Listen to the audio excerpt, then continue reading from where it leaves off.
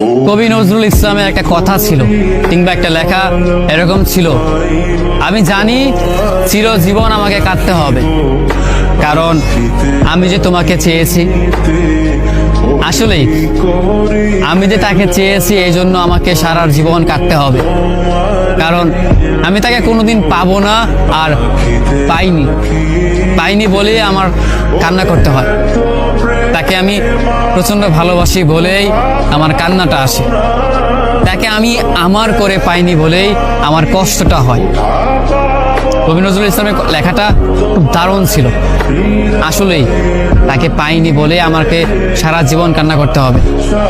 যদি সে আমার এই ভালোবাসাটা বুঝতো, আমার এই অসীম ভালোবাসাটা বুঝে আমাকে একটু বলতো যে আমি অন্যদের মতো কখনোই তোমাকে ছেড়ে যাব না, তাহলে বিশ্বাস করুন পৃথিবীতে হয়তো আমার চাইতে সুখী মানুষ আর কেউ হতে পারতো না।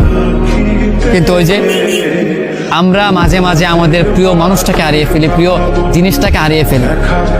মাঝে মাঝে দেখা যায় যে এই জিনিসটাকে নিয়ে আমাদের হাজারো স্বপ্ন, হাজারো ভালোবাসা, সেই জিনিসটাই আমাদের হাজারো স্বপ্ন, হাজারো ভালোবাসাটা ভেঙে দেয়।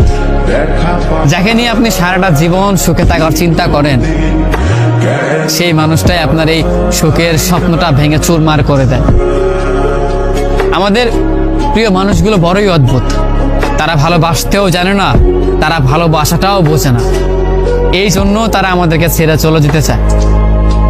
আফসোস, যদি আমাদের প্রিয় মানুষগুলো আমাদের মতো করেই আমাদেরকে বুঝতে পারতো যে আমরা তাদেরকে কতটা ভালোবাসি কিংবা কতটা ভাবে আমরা তাদেরকে চাই, তবে কোনোদিন হয়তো কোনো মানুষ তার ভালোবাসার মানুষটাকে ছেড়ে যেত না।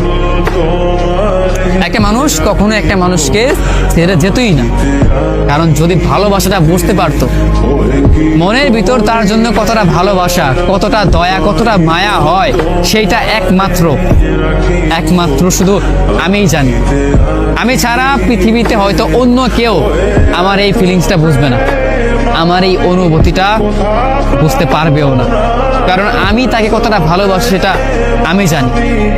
পৃথিবীতে আমার চাইতেও হয়তো অন্য কোনো মানুষ তাকে যত্নে রাখতে পারবে, কিন্তু আমার মনে হয় না তাকে আমার